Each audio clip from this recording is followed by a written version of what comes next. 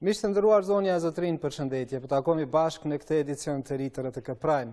Sonte do të kemi një intervistë ekskluzive me ambasadorin e ri të Shteteve të Bashkuara të Amerikës në Kosovë, zotin Jeff Hovenier. Mr. Hovenier, it's a pleasure to have you on our RTK Prime show. Welcome. Thank you very much. I'm delighted to be here. Thank you once. On the first days of your work in Kosovo, you met the leaders of Kosovo institutions. What are the impressions? Well, it was an amazing first day and an amazing first week. First, let me say what an honor it is for me personally and for my country, but for me to come here and serve as the American ambassador to Kosovo. As you may know, I have worked on Kosovo issues throughout my career, and it felt like such a both honor and a privilege to now return in this capacity. But you know Kosovo very well because you was in Rambouillet in peace conference, then you was in a negotiation with final status of Kosovo in Vienna. So how do you see Kosovo after so many years, from Rambouillet to Vienna and now? It has been a privilege. I first started working on Kosovo, as you rightly pointed out, in the late 90s. And I was part of our delegation to Rambouillet, did work with Marty Ahtisaari, also worked on Kosovo issues at the White House in the Obama administration. And I'm struck now by just how much progress has been made. As I've said in a couple of different ways, including in my Senate testimony, when I was before the Senate for their consideration of my nomination to serve as ambassador, that what the people of Kosovo have achieved, I believe, is an extraordinary thing. That, you know, next month Kosovo will celebrate 14 years of independence. And what it has achieved, what the people of Kosovo achieved in these 14 years, I think it's remarkable. There's still work to be done, and that was part of my conversations with the leadership my first few days, the chance to hear from them, to hear their priorities. I'm happy to tell you that my sense is our priorities are very, very closely aligned, and the things the United States wants to achieve with and for Kosovo are exactly the things that they want to achieve for their country. But did miracle happen, as you said, Mr. Ambassador? I think there is a miracle. If you think back 20 years and you think about the status of this part of the world and you think about what's happening now, a country that is independent and sovereign, a country that is working to improve its economy for its citizens, a country that has established rule of law institutions. You know this better than I do, but if you think about the possibilities one had to be a law enforcement officer or a judge or a prosecutor just a short number of years ago, and you look at what is possible now, and you look at your rule of law system or your law enforcement system or your security forces or your civil society organizations and what they're able to achieve, I think it's a miracle. Now, there's still work to be done to see this miracle furthered. There's still work to be done to see this country increasingly take its place rightfully as a sovereign, independent state that provides services for all of its citizens. Okay, Mr. Ambassador, before we talk for other issues, I want to ask you about the referendum in Serbia that was not allowed to be held in Kosovo. Mr. Ambassador, why you requested that it be allowed to be held in Kosovo as well? Well, the United States and our other partners believe, as we said publicly, that it is appropriate for citizens who have the right to vote in Serbian elections, in this case, be able to exercise their right to do so. These were sensitive issues, obviously, in Kosovo, and a number of years ago, the international community worked with the authorities of Kosovo at the time to come up with an arrangement that would allow people with a right to vote in Serbia to vote in Kosovo. There's been some misunderstanding about what the OSCE mission actually did, because they actually organized or facilitated the elections not only by transporting ballots, but by actually ensuring the appropriate conduct of the elections in a way that was acceptable to the government of Kosovo at the time. That said, the United States' position on this is clear. Kosovo is a sovereign country. Kosovo has the right to determine the terms under which other countries' elections would take place in the territory of Kosovo. We understand and support that. Our hope had been that the government of Kosovo would allow the same arrangement, which we did not believe was a threat to Kosovo's sovereignty. That is not in dispute, and that is absolutely affirmed by the United States and our partners, in a hope to allow those people to exercise their ability to vote in the Serbian election as well. Yeah. But in Serbia will be held election in April. If it is requested that they to be allowed to held in Kosovo, what will be the American position? The American position, I think, will continue to be what it has been, that we would want to work with the government of Kosovo to find arrangements that are acceptable to the government of Kosovo, but that also work so that individuals in Kosovo are able to vote if they have the right to do so. Yeah. Mr. Ambassador, you have said that you will be committed to strengthening ties between Kosovo and USA. What is the U.S.-Kosovo relationship currently? I think the U.S.-Kosovo relationship currently is quite good. I mean, as you know better than I do, Kosovo is probably the most pro-American country in this part of the world, if not in the entire world. And I've received nothing on a personal basis but welcome and expressions of appreciation to me as I've come to serve as ambassador. We have important work to do together. The United States feels very strongly that this process of Kosovo increasingly taking its place should advance. The government of Kosovo and the people of Kosovo agree with that. We are committed to working with our Kosovo partners to see that happen. And since, you know, I think that is one of the highest priorities of this government, that's also a good sign for our cooperation. Yes. We will talk later for this, but you were the first to attend the Rechak Massive ceremony as U.S. ambassador. What is the message given by this? I thought it was important to be there. As I mentioned in my remarks, I remember that incident quite well. I was at the time the officer at the U.S. mission to the OSCE who was responsible for Kosovo affairs, and I was in close touch because of that job with William Walker, an American diplomat, who at the time was heading the OSCE's Kosovo verification mission. Yeah. So I remember vividly both the incident and Ambassador Walker's horror at what he observed. When President Osmani asked me if I would be willing to attend and willing to give remarks, my response was immediate. The United States believes very strongly that we should be clear-eyed about the past. I'm concerned, my government is concerned by efforts by some to seek to revise or denigrate the history, the reality of what happened. And I thought it was an important moment to affirm our understanding of what occurred and what it means. But you know what the leadership in Serbia say for the Rechak massacre? I'm aware of the views of some, but the United States' view of what happened is both clear and is based in fact. Yeah. Let's talk for dialogue between Kosovo and Serbia, because many people in Kosovo see your arrival here as a step towards an agreement between Kosovo and Serbia. Is it realistic that now we will have more on this way? I think a lot of work has been done, and I think a lot of work remains to be done. And yes, you can take my arrival here as an additional indication of the interest of the United States in helping our partners in Kosovo and in helping the authorities in Serbia to reach an agreement on normalization. The United States believes that this should be a comprehensive agreement centered on mutual recognition. That will be what I work towards. I think you can see indications that our European partners as well are making every effort in this EU-facilitated dialogue to make progress. So you are saying that you are sharing the same goal with EU for the dialogue process? We have had the same goal as the EU for the dialogue process, I think, from the beginning, and that is to see Kosovo take its place in the community of countries. Now, Kosovo's sovereignty, Kosovo's territorial integrity, those are not in question. Those are established. For USA? I would say those are just historic facts. Kosovo is an independent country. Some people may choose to dispute that, but it just is. Kosovo is a sovereign country. Some people may choose to dispute that, but it just is. And people can argue as much as they want, but the reality, the facts on the ground speak for themselves. The challenge within the dialogue is to come to appropriate arrangements so that you can reach this normalization, this agreement on normalization, as I said, that from a United States perspective, should be centered in mutual recognition. But in Kosovo, it's hard to believe that can be agreement between Kosovo and Serbia without direct involvement of United States of America. Is there any possibilities to have a special envoy of U.S. in this process? What I would say to that is this is a dialogue between Kosovo and Serbia with a lot of help from others. The United States has been and will continue to be active in support of this dialogue. We do believe that it is appropriate that it is EU facilitated. That is not an abdication of American leadership by any stretch of the imagination.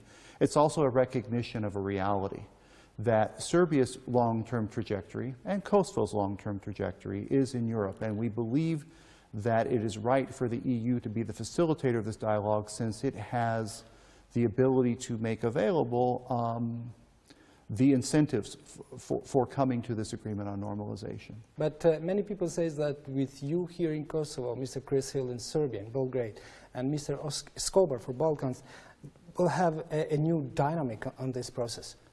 I think it's fair to say you're going to see, not that there has been strong American engagement in the past, but I think it's also fair to say you're going to see strong American engagement now. It would be difficult to identify anyone more familiar with this range of issues and the history of these issues than Chris Hill. And I look forward to the Senate hopefully confirming him soon. I do bring some experience as well, and of course with Gabe Escobar, who has been named the Special Representative for the Western Balkans. You also have someone who brings a great deal of experience, both regionally and as a diplomat. We want to move this forward, and I think we've been very clear on that. But it's a complicated issue, is the association with the Serb majority municipalities. How can there be a solution for this? So this is an interesting question, and this has been a long-standing issue in this conversation. I remember from the time of the status talks with under President Ahtisaari, this issue first came up, and I had the honor and the pleasure to lead the negotiations with regard to arrangements that would protect ethnic communities in Kosovo.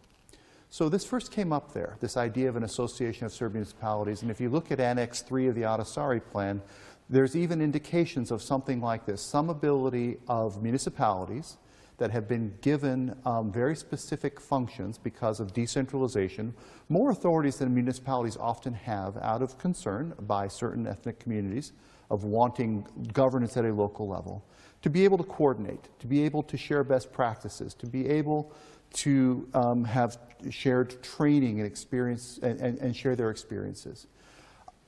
The question of what it would be is a question for the government of Kosovo.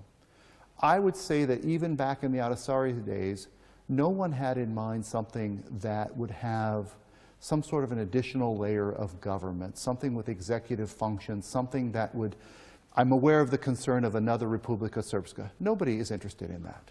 That's not helpful for Kosovo, that's not useful.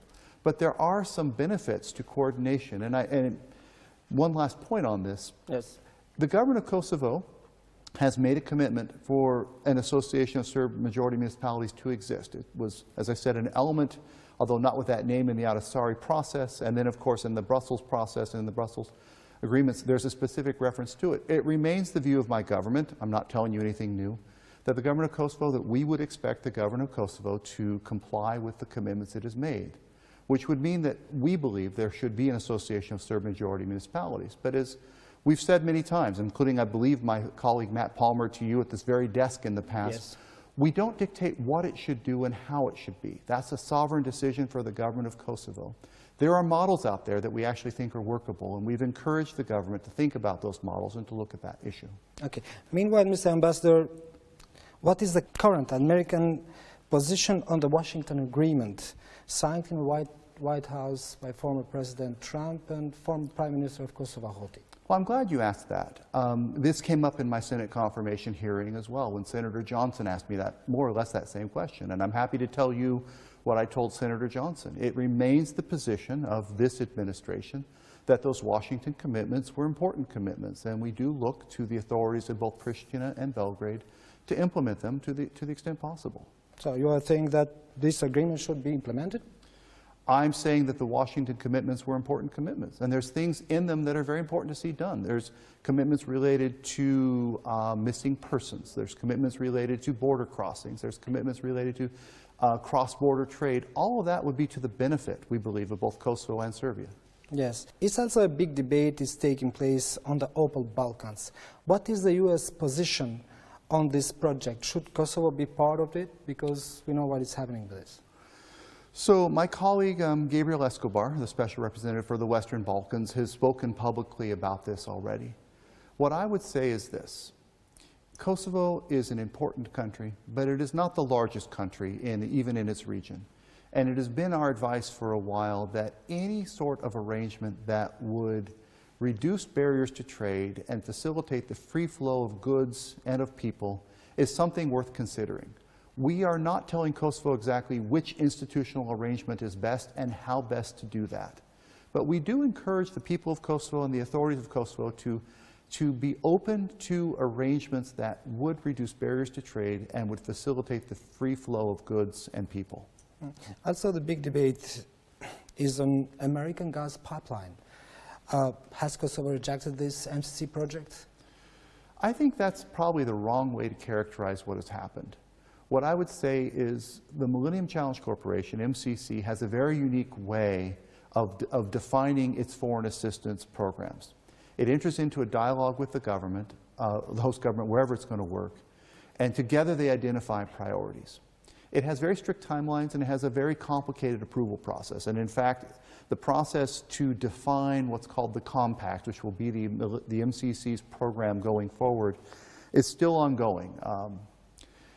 There were fairly strict timelines when there was consideration of gas as an element of the energy portion of the MCC compact. There were fairly strict timelines to determine whether or not gas as an element of that could be supported. The government of Kosovo, which is rightfully doing a fairly thorough and careful study of how it can best transition its energy sources to a system that is reliant on two Yugoslav-era dirty coal burning plants to a 21st century structure to provide energy. The government wasn't able to come to its decisions on its future energy path on the timelines that MCC requires. That's not necessarily a failure. That's not necessarily something I'm criticizing. It's just a reality. We do look forward to the government of Kosovo coming to some final decisions on its energy strategy. We look forward to being able to support it. In the meantime, the MCC work had to go forward. The MCC compact, if approved, is going to have some very important assistance in support of a better energy infrastructure for Kosovo to help Kosovo have a reliable, dependable, modern 21st century supply of energy. Did you discuss with Prime Minister Kurti this issue? We've discussed the energy strategy, yes, and the U.S.'s desire to help him with some very difficult decisions to help position Kosovo for the future with a better supply of energy. Yeah. Let's talk for other issue. Mr. Ambassador, in the public opinion in Kosovo, it is expected that U.S. blacklist for Kosovo, in addition to criminal gangs, will include politicians and former politicians. Are realistic these expectations? So I think you're referring to decisions by the U.S. government to put specific sanctions on specific individuals, including some recent decisions that sanction specific individuals because of their ties to transnational organized crime. We don't sanction people for political views. We don't sanction people for political activity. We do sanction people if they take acts that are specified either by regulation or law that allow for the imposition of sanctions. So if you're destabilizing a political system, if you are engaged in transnational organized crime. Anyone who is, as we've talked about, involved in transnational organized crime should be concerned that specific sanctions should be coming their way. Anyone who's challenging a constitutional order of a country that we have recognized and worked with should also be concerned. But people expressing their political views should not be concerned. Yes, but if there will be politicians or former politicians involvement on this crime, what will be? Well, the question of whether someone was a politician or not is irrelevant to the question of whether sanctions might be applied to them. So anyone who has been involved in transnational organized crime at a level that meets our threshold for the imposition of sanctions ought to be concerned. Yeah. Let's talk a little bit for the justice system, because vetting it's expected to launch soon. Will U.S. be the partner? How do you see this process? On the question of vetting? Vetting. Yeah. It's a complicated issue. And what I would say is it is appropriate and right for this government, as for any government around the world, to want to ensure that its judicial authorities are apolitical and are not engaged in activity that would be at variance with the expectations of their community for behavior of judicial officials. There are international standards and there are international guidelines of how best to do that. Our advice to the government of Kosovo has been to use the good offices of the Venice Commission and to take on board recommendations they make before proceeding with taking action, be it regulatory or legislative. Have the benefit of this experience, which will also help ensure that your framework and your actions meet the standard that Kosovo will be evaluated against as it pursues its eventual membership in the EU. And last question. Kosovo has made progress in fight against crime and corruption, but how you see how far Kosovo has gone with this? Well, I hope Kosovo will go very far with this. Corruption is a huge problem in this region and around the world. And the United States, we have our own strategy that President Biden announced in combating corruption. We're committed to combating corruption both in the United States and helping our partners around the world to do the same, and we welcome the commitment by this government to deal with this problem, which is, of course, not unique in any way, shape, or form to Kosovo. Mr. Ambassador, thank you very much for the interview. It was a pleasure. Thank you. Thank you very much. Mirë nderuar, kjo ishte intervista ekskluzive me ambasadorin e ri të Shtetet Bashkuara të Amerikës në Kosovë. Pas pak do të jemi me një panel tjetër për diskutuar për këtë intervistë për çështje të tjera. Faleminderit. Faleminderit.